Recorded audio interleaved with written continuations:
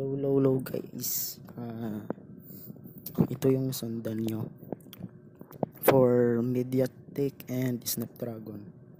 Yung unang gawin nyo is yung container setup nito, sundan nyo lang.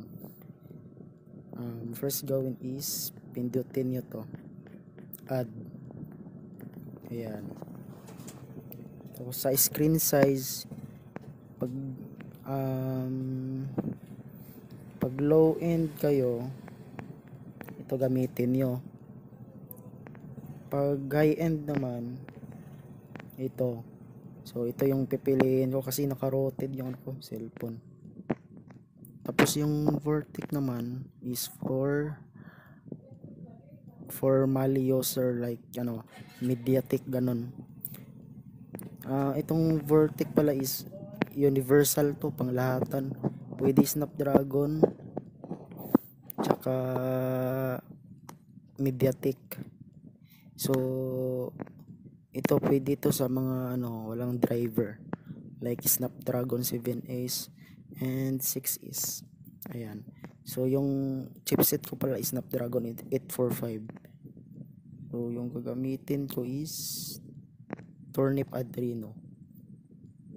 Ayan. 25.20. Sa DXVK naman is recommend ko to for NBA 2K. Ayan, 2530. Tapos ayan, Pulse Audio. Ayan. Sa environment variables naman is off nitong SYS mem. Ayan. Di ko to kailangan yung FPS. Check ko yan. So ito yung environment variables. Sa advanced naman is performance. Mamaya na to. Temporary lang. Essential lang. Tapos check. Ayan. So ito lahat guys. Ayan. Ito for low end pwede din ito. Pero pag NBA nilalaro nyo, ito. So, ito lahat. Copy nyo lang. Ayan. So, check na guys. Ito.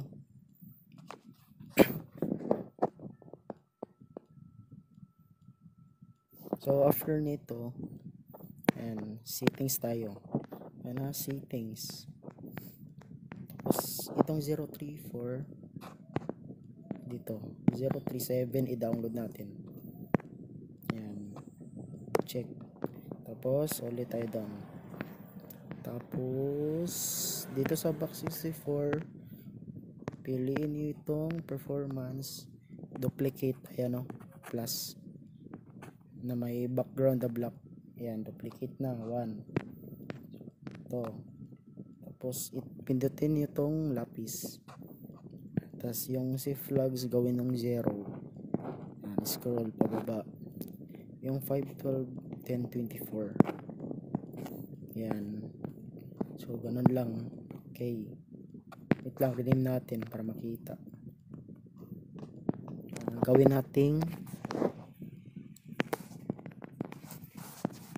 fast.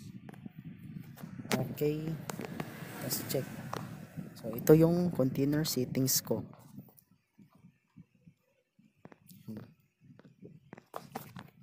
So ganun lang.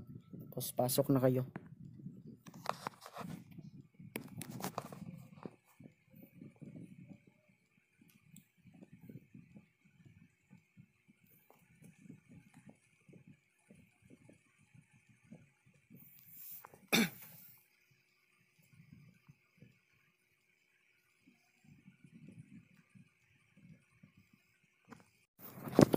After mo magawa ng NBA 2K14,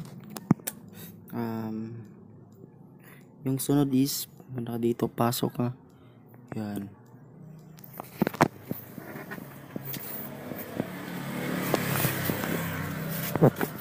After mo makapasok, hanapin mo yung NBA mo.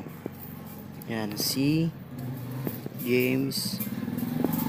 Yung sa akin pala is nasa ano lang, games.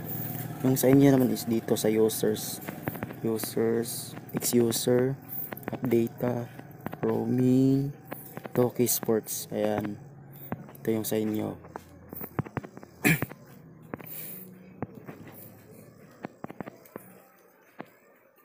Ayan. Tapos search nyo EXE. Paano ilabas yung keyboard? Dyan to lang, back button. Ayan, back button. Tapos keyboard, ayan. Tapos type nyo EXE. Ayan, tapos search. Tapos ayan, one time lang, pindutin nyo one time. Tapos 2 fingers. Ayan. Tapos create shortcut. Atin, create shortcut. Ayan. Pag na-create shortcut nyo na, exit lang kayo. Ayan. Tapos settings nyo. Ayan. Pag ano, mediatek ka, ayan, vertex. Pag Snapdragon, turnip. Ayan. Tapos